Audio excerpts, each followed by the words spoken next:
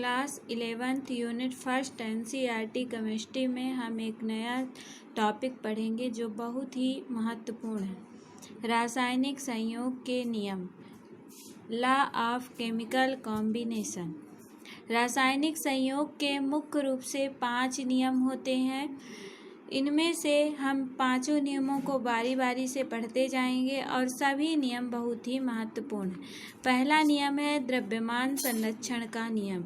इसे ही द्रव्य संरक्षण का नियम भी कहते हैं। द्रव्य मतलब होता है मैटर, मतलब कोई भी पदार्थ जो हमें अपने आसपास दिखाई देता है उसे द्रव्य कहते हैं। द्रव नहीं, द्रव्य। द्रव्य को ही कहते हैं पदार्थ। तो हमारे आसपास जो वस्तुएं दिखाई देती हैं उन्हें द्रव्य कहते हैं। और ये दिया हुआ है द्रव्यमान संरक्षण का नियम। इसे सन 1789 में लैवोजिए नामक एक वैज्ञानिक थे, उन्होंने द्रव्यमान संरक्षण का नियम दिया। द्रव्यमान संरक्षण के नियम के अनुसार ये नियम ये कहता है कि द्रव्य हमेशा संरक्षित रहता है, अर्थात पदार्थ की मात्रा हमेशा संरक्षित रहती है। द्रव्यमान है किसी भी वस्तु में निहित पदार्थ की मात्रा, अर्थात द्रव्य ना तो नष्ट होता और ना ही उत्पन्न होता, बल्कि एक रूप से दूसरे रूप में परिवर्तित होता है, अर्थात द्रव्य सदैव संरक्षित रहता है। इसे द्रव्यमान संरक्षण का नियम कहते हैं। एक बार फिर से रिवीजन करेंगे। द्रव्यमान संरक्षण के नियम के अनुसार द्रव्य ना तो उत्पन्न होता और ना ही नष्ट होता, बल्कि एक रूप से दूसरे रूप में परिवर्तित होता है, अर्थात द्रव्य सदैव संरक्षित रहता है। हम द्रव्यमान संरक्षण के नियम का प्रायोगिक प्रदर्शन करते हैं। हम एक फ्लास्क लेते हैं। ये फ्लास्क है, इसमें ऊपर की ओर एक कार्क मतलब ढक्कन के द्वारा ये बंद है और इसके निचले भाग में भर देते हैं बालू और उसमें डाल देते हैं फास्फोरस के टुकड़े। फास्फोरस का प्रतीक होता है P, और इसमें बालू और फास्फोरस के टुकड़े डालकर कार्क की सहायता से बंद करके इसका वजन नोट कर लेते हैं। थोड़ी देर के पश्चात हम इस फ्लास्क को गर्म करते हैं। जब हम इस फ्लास्क को गर्म करते हैं तो ये जो फास्फोरस के टुकड़े हैं वो जलते हैं, और जलना वायु की उपस्थिति में होता है और जलकर फास्फोरस पेंटा ऑक्साइड का धुआं बनाते हैं और पूरे फ्लास्क में फास्फोरस पेंटा ऑक्साइड का धुआं भर जाता है। अब हम फिर से इसका वजन नोट करते हैं।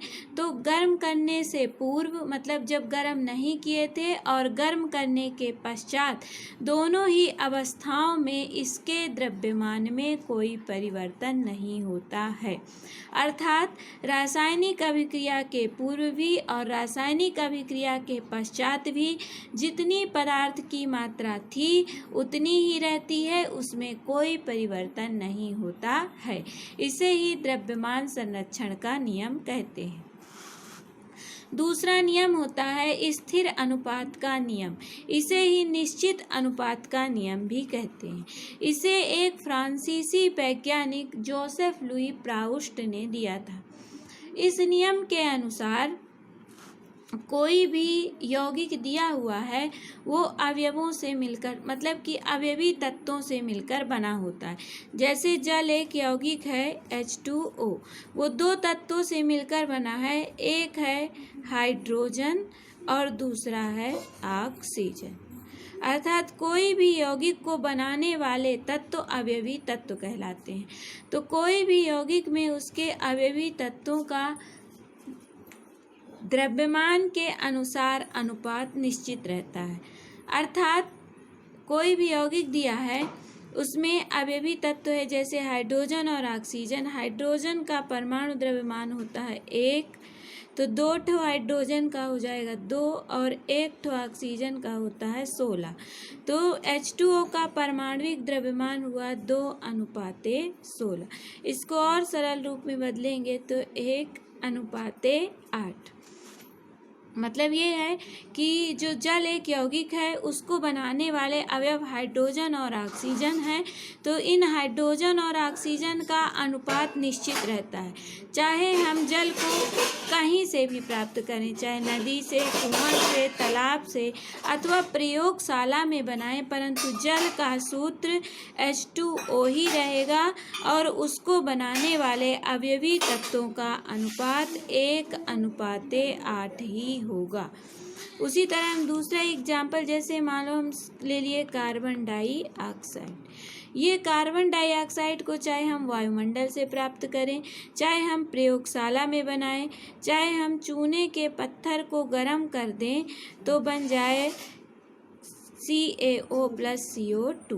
परंतु इसमें अवयवी तत्व हैं कार्बन और ऑक्सीजन, तो इनका अनुपात, कार्बन का द्रव्यमान होता है 12, एक ठो ऑक्सीजन का 16, तो 2 ठो ऑक्सीजन का 32, 12:, ये हो गया 32। इसको सरल रूप में बदलेंगे तो 4×3 = 12, 4×8 = 32, 3:8। तो चाहे हम कार्बन डाइऑक्साइड को वायुमंडल से प्राप्त करें, चाहे चूने के पत्थर से प्राप्त करें, चाहे प्रयोगशाला में कार्बन और ऑक्सीजन के संयोग से बनाएं, परंतु उसमें कार्बन और ऑक्सीजन का अनुपात सदैव 3:8 होगा। अर्थात किसी भी रासायनिक यौगिक में उसको बनाने वाले अवयवी तत्वों का द्रव्यमान के अनुसार अनुपात निश्चित रहता है, चाहे हम यौगिक को किसी भी विधि द्वारा किसी भी स्रोत से प्राप्त करें। इसे निश्चित अनुपात का नियम कहते हैं। जैसे हम जल को यदि हम नदी से प्राप्त करेंगे फिर भी जल का सूत्र H2O ही रहेगा, झील से प्राप्त करेंगे, तालाब से प्राप्त करेंगे, परंतु सूत्र उसका H2O ही रहेगा। इस प्रकार इस नियम को निश्चित अनुपात का नियम भी कहते हैं।